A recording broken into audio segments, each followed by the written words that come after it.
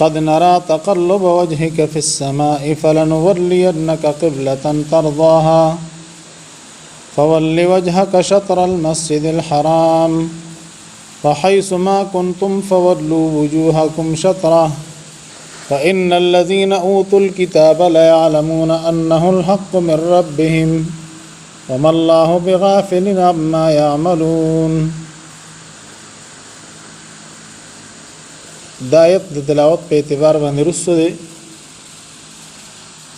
او د تحویل د قبلی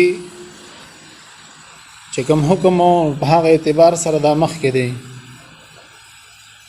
لا د تحویل د قبلی حکم نو راغلی چې الله رب العزت د آیت را لېږلو. نبی علیہ الصلوۃ والسلام چې کله بیت المقدس ته مخ کو او مزبه کو نو دا ټیم کې بوم د نبی علیہ الصلوۃ والسلام خو خداوا چې زما قبله د بیت الله مقرر کړی شي څنګه دا یو عالمی مرکز دی. ابراهیم علیہ الصلوۃ والسلام چې د نبی علیہ الصلوۃ والسلام نکو دا غد لاس جوړ کړي مرکزو او د نبی علیہ السلام سره ډېر امینه و. نبی علیہ الصلوۃ والسلام جبرئیل امین ته ویلی هم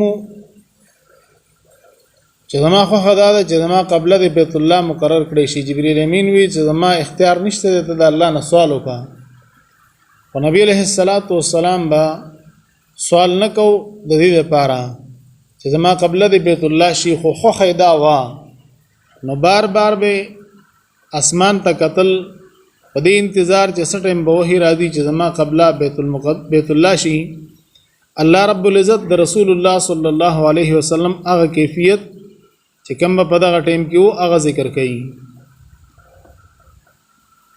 قد نرى تقلب وجهك یقینا موږ وینو اړول د مخصا په سماء په طرف د اسمان ته بیا بر اسمان ته مخړې دې لپاره چې د وਹੀ په انتظار جبرئیل امین علیہ الصلوۃ والسلام به بر نه راته.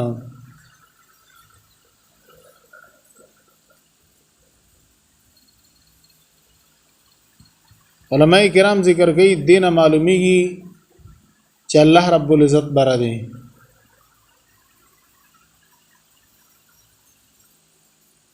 ځکه چې بر نه نو نبی علیہ الصلوۃ والسلام به جبرئیل په انتظار او جبرئیل علیہ السلام به بر نه راته.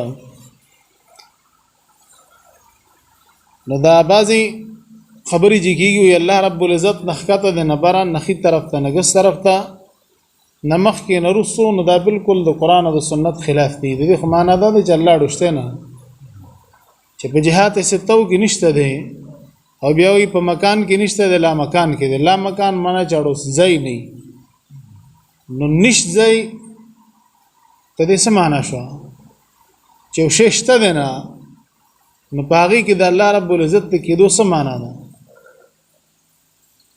بیا د هغې نه د الفاظ مخترع دي نو مطلب بل خپل وي د الله رب العزت د پاره بسړې هغه ثابتې چې الله ځان له ثابت کړی دي د الله نه هغه نفي کوي چې الله د ځان نه نفي کړی دي. بس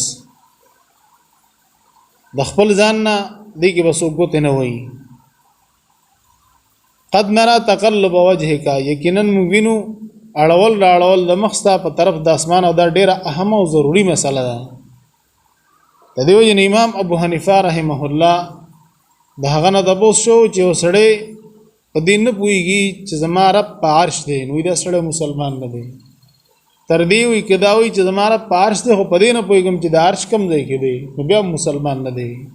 د سې عبادت کوي د چا عبادت کوي. شیخ فضل ربی سے یو موقع کې یو بیان کې خبره کړو چې دا شکر دې موږ د خپل رب معلوم دی. ډېر خلکو نه رب روک دی چې هغه نه خي طرف تشته نګس طرف ته نمخ کې نرستو نخته نه بره رب ته نه روک نه د روک عبادت کوي. زموږ رب موږ ته معلوم دی چې هغه پارش دی عرش د اسمانونو نه بره دی.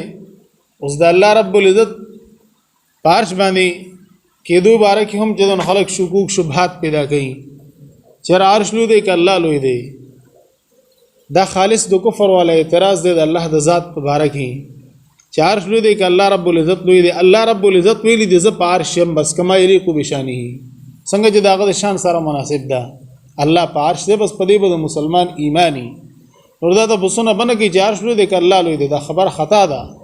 دا تپوس د سره نشته دی، بس الله وایي زه په عرش یم. نو دې کې څه انسان ته مشکل دی چې دې پې نه پوهېږي، په کومه خبره دی نه پوهېږي. الله وایي زه په عرش یم، بس کیسه خلاصه. الله ویلی دي، خپل ځان نسبت یې کړی دی عرش ته. دې کې شکوک شبهات پیدا کول هم کفر دی، د دې نه انکار کول هم کفر دی. قد نرى تقلب وجهك، یقینا موینو اړول راړول د مخ فی السماء په طرف د اسمان. فلنولینک زرد چې مونږ بواړو تعالی را قبلتن هغه قبلی ته ترضا چې ته خوښې. فول وجهک ان وګرځه مخفل شطر المسجد الحرام په طرف د مسجد حرام. هدایت تراغه رسول الله صلی الله علیه وسلم په مسجد بنو سلمہ کې ولاړو، د ماسپخین منځ کې هدایت راغی. نو موږ دوران کې نبی علیہ الصلوۃ والسلام مخ کو بیت الله طرف ته مسجد قبلتین وته وي، او قباء والو د مازیګر په موږ کې بیا بیت الله ته مخ کړو. د دې کې بل تفسیرم کوي، حسین علی صاحب ناغه نقل له پنځبیر شیخ صاحب دا تفسیر کوو چې دا تقلب باب تفاعل له، او د دې معنا دا د دې یو خاصه د تکلف. نو د نبی علیہ الصلوۃ والسلام چونکی د يهودو سره په هیڅ سیس کې مشابهت نه وو، خو صرف دی یو قبله کې مشابهت وو چې د هغې قبلې ته د نبی علیہ السلام مخو. نو د نبی علیہ السلام د زړه نه کعبه خوښه وه، خو د یهودو سره د مشابهت د وجې نه چېرې دی د رضای او د دی د اسلام ته میلان وي، نو خوښه یې دا وه چې د قبلې بدلېدو حکم را نشي. او تقلب وی پریشانی سره بره کتل نی چې هسې نه اوس چېرته د اسمان نه حکم را نشي زما قبله چېرته بدل نشي. دا تفسیر غلط دی، خطا د هر انسان نه کېږي. ولې غلط دی؟ ځکه د حدیث مقابله کې دی. حدیث کې بالکل د نبی علیہ السلام شوق ذکر دی، او د دې کې صرف د دې باب د وجې نه چې باب د تفاعل دی او د دې خاصه د تکلف نو پریشانی سره قتل. دا هیڅ یو مفسر دا معنا نه ده کړې، ولې نه ده کړې؟ ځکه د حدیث نه خلاف ده. چې کله د حدیث نه خلاف شو نو بس هغه معنا نه دي کول پکار. وحیث ما کنتم، کم دی کې چې تاسو فولو وجوهکم، نو ګرځئ خپل مخونه شطرو په طرف د مسجد حرام.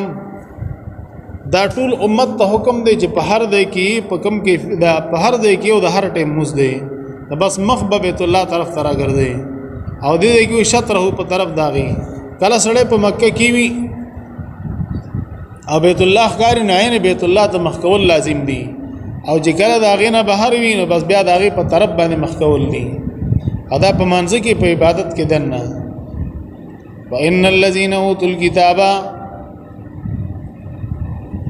یو منکر حدیث پر راځي دی کې کم دی کې دا دي چې په موس کې بیت الله ته مخ کې نو ما چې موس نه نه مراد نسه کې بیا خو حیث ما کنتم کم دی کې چې تاسو بس بیت الله ته مخ کې بیا بل خانه مخ کې چې کم دی کې په هر حالت کې بیت الله ته ودی مخې. خدا کله چې سړی د امت اتفاقی عقاید پری دي نو دی په ګډو وډو سری په کند بسری اخیری انجام هلاکت دی او تباہی ده. وان الذين اوتوا الكتاب، یقینا کسان چې ورکړل شوی د هغې له کتاب لیعلمون هغې ښه پوهېږي انه الحق، چې دا قبله حق ده، دا تحویل د قبلې بدلېدل د قبلې دا حق دی من ربهم، د طرفه د رب د دی نه. چل بیت الله ته والمخو بیت الله نه بعد بیت المقدس ته، د هغې نه بعد بیا بیت الله ته، دا ټول الله رب العزت په خپل اراده باندې کړي دي، د الله په خوښه شوي دي. الله حکم کړی د نبی علیہ السلام ته، او په دې کې حکمتونه او مخکې د هغې حکمت ذکر شو. هغه حکمت مخکې الله ذکر کړي چې الا لنعلم من يتبع الرسول ممن ينقلب على عقبيه. الله ما معلومول یعنی دنیا ته مخکاره کول، خلکو ته مخکاره کول چې څوک د پیغمبر مني او څوک نه مني. وما الله بغافل عما يعملون، نه دی الله نه خبره د هغې نه چې دوی څه عملونه کوي. د دوی د عملونو نه الله نه خبره نه دی، د چا عمل چې د کم په کومه طریقه وو او د ده په زړه کې کومه اراده او کم نیت وو، الله ته نه غافل نه دی، الله ته پته ده. مؤمنانو مسلمانانو که بیت المقدس ته مخ کړو که بیت الله ته مخ کړو نو د دوی زړه کې اراده څه وه چې موږ د الله حکم منو، بس یو طرف کې دوی اثر نه ګڼه بلکې دوی د الله د حکم تابع وو، نو تم د الله د حکم تابع شه. وما الله بغافل، نه دی الله نه خبره عما یعملون د هغې نه چې دوی څه عمل کوي. واخر دعوانا الحمد لله.